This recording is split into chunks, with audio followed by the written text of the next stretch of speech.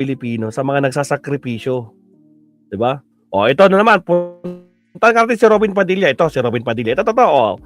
Nagyabang siya sa kanyang page, Oh, ito. Ito, Robin Padilla. Kan sabi dito, Maharlika Media, Senator Robin Padilla, February 3. Oh, ba ngayon to Robin Padilla, maganda pong magkaharap, ay baka kapapost lang to. Maganda pong makaharap ninyo ang mga China up ng mga resibo ang mga kabayanihan. O, di ba? Tingnan nga natin.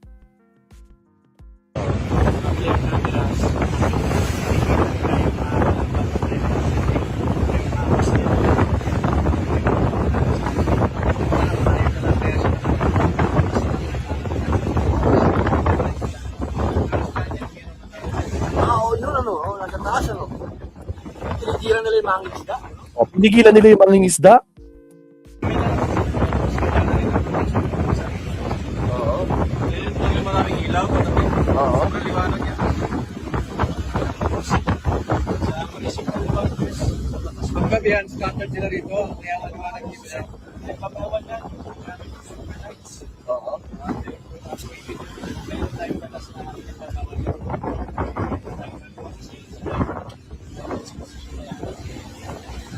Tapi maliwanag yan sa pagkabihan.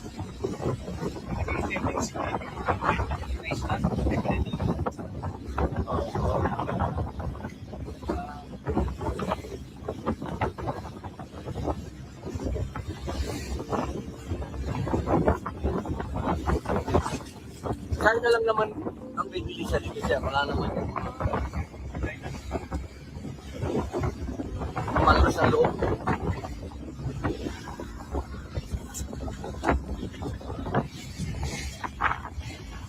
May ano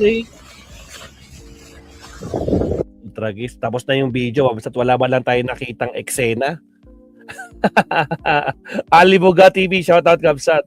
Pa-PM naman sa akin yung mga link ng video ni Marcoleta at yung dating Justice. Nasa akuan ko lang Kabsat. Tingnan mo sa wall ko. Lahat to, nasa wall ko. Posted, magka-Facebook tayo, di ba? Check mo lang yung wall ko. Nandun lahat. Lahat ng mga kino-content natin, nasa wall ko lang. Naka-public yan. Nakikita nyo, kayong mga friends ko sa Facebook. Nakikita nyo yan.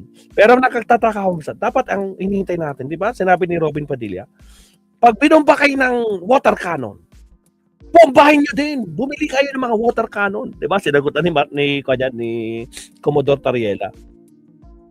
Yun ang inapakan natin. Dapat ma-experience nitong si Robin Padilla ang ma-water cannon.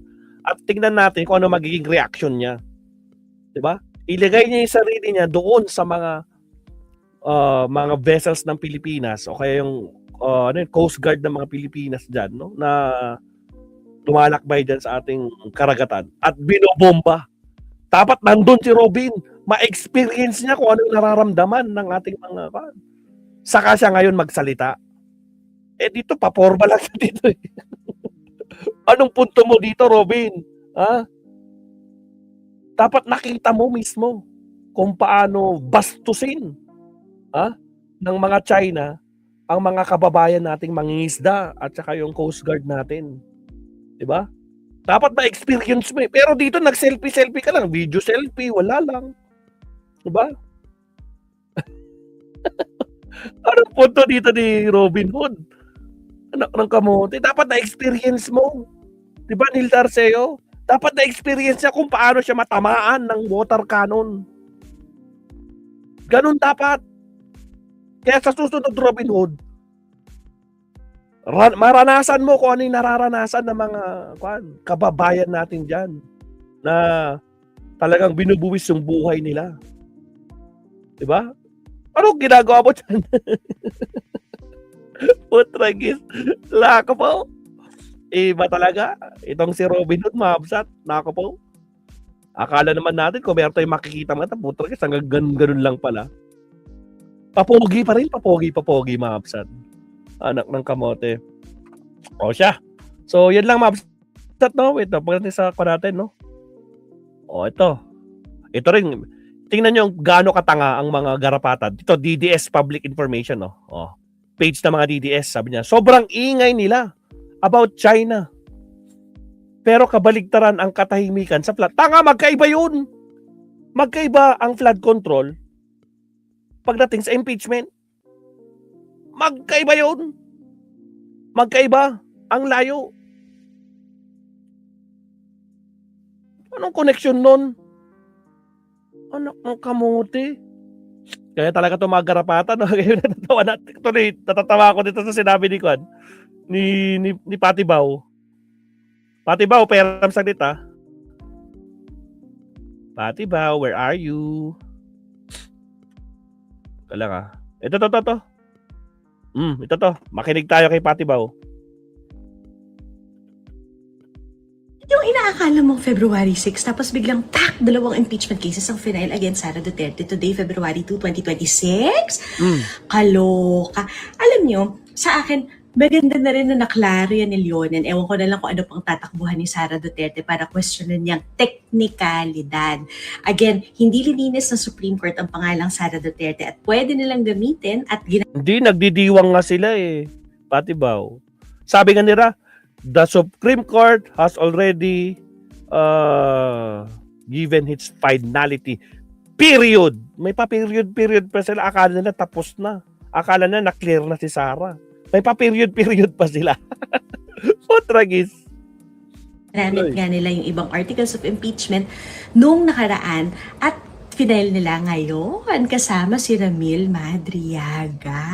Ang sasabihin ng iba, bakit? Impeachment na naman, ano nangyari dun sa flood control? Okay, iba ang flood control, iba ang paratang tungkol kay Sara Duterte. Dapat yan parehong pinagtutuunan. One does not cancel the other.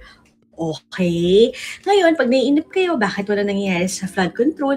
Ang meron lang pong immunity ay si Bongbong Marcos. Wala si Sandro Marcos, wala si Martin Romualdez, wala lahat ng sinasabi niyong pinaka-corrupt.